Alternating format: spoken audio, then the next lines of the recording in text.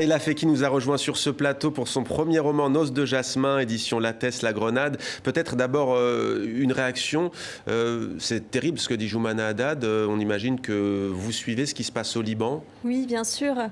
Un petit mot. Je partage la détresse des Libanais car ils se sentent ignorés dans leurs revendications. C'est un peuple qui a subi beaucoup de violences. Ce que j'ai à dire, c'est tout simplement, je leur souhaite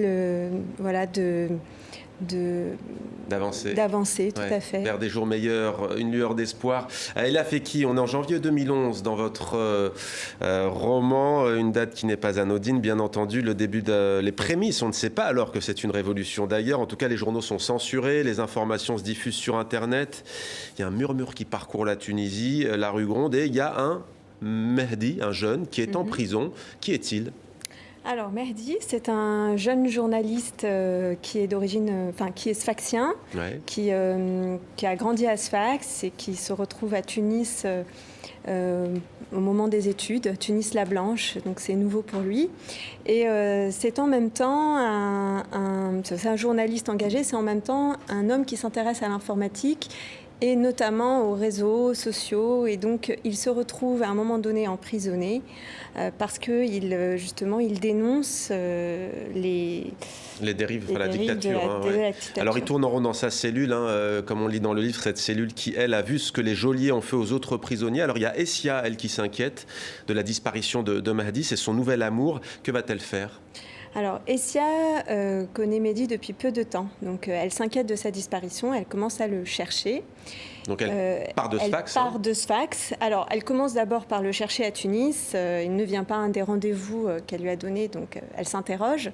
Et puis, elle se rend au journal. Et là, au journal, elle n'arrive pas à obtenir d'informations sur son sort. Et elle décide donc d'aller à Sfax, qui est leur ville, qui est une ville commune, puisque Essia est franco-tunisienne et que son père est sfaxien. Ouais. Donc, pourquoi est-ce que vous avez choisi de raconter C'est vrai que c'est une révolution. D'ailleurs, il n'y a que Mahdi qui sait que c'est une révolution dans cette histoire. Pourquoi ? Qu'est-ce qui le différencie des autres ? Il a pris conscience très tôt de... Il a pris conscience très tôt de ce qu'il se passe dans le pays parce que justement, il est au cœur de l'information, il est journaliste, il est aussi activiste. Ouais. Et donc il sent que ça bascule, ça bascule, tout à fait. Ce que tout le monde ne voit pas. Je disais, c'est une révolution qui a touché les Tunisiennes et les Tunisiens. Tout le monde, pratiquement en Tunisie, dit c'est ce qu'il faisait à ce moment-là, tel jour en janvier, lors du départ de Ben Ali ou autre. Pourquoi vous avez choisi justement de raconter cette révolution à travers le destin de ces personnages ? Alors, j'ai choisi de raconter la révolution à travers le destin de ces personnages parce que ce que je voulais, c'était vraiment mettre des mots sur un vécu collectif à travers des histoires singulières et traverser les générations. Donc, on a Mehdi et Essia qui sont d'une génération, Yacine qui a 65 ans, qui est d'une autre génération, qui a connu aussi Bourguiba, Ben Ali, etc. C'est intéressant parce que lui, du coup, à ce moment-là, il se souvient justement de 56, du départ de la France. Tout à fait. Il y a une petite douleur qui lui revient d'ailleurs au pied gauche. Comme à l'époque. Exactement. Pourquoi est-ce que vous avez voulu faire ce balancier entre les deux périodes de l'histoire ? Pour montrer que c'est un moment fort et que justement, il y a une manifestation qui se fait par le corps chez Yacine.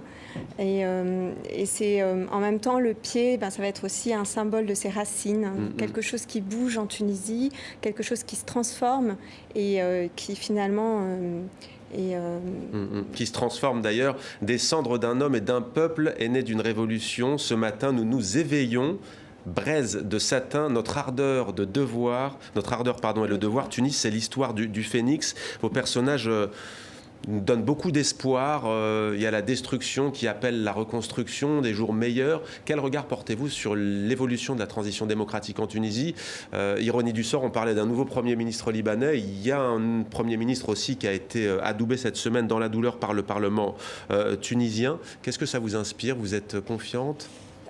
Je suis confiante pour la Tunisie.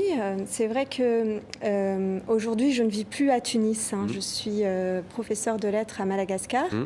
Alors, je suis bien évidemment l'actualité tunisienne, mais c'est je ne peux pas, je ne suis pas dans l'arène politicienne, donc je ne suis pas en capacité vraiment aujourd'hui de me prononcer clairement. Et pour écrire ce roman, comment vous avez fait? Vous y êtes retourné? Vous vous êtes des souvenirs? Alors oui, c'est des souvenirs, c'est plein de choses. En fait, je suis franco-tunisienne. J'ai grandi à Tunis. Je suis partie à 18 ans de Tunis.